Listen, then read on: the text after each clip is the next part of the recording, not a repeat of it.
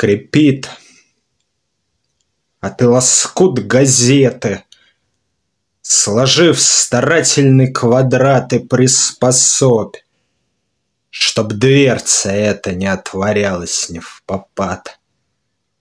Порхает в каменном колодце невзрачный городской снежок, все вроде бы, но остается последний небольшой должок.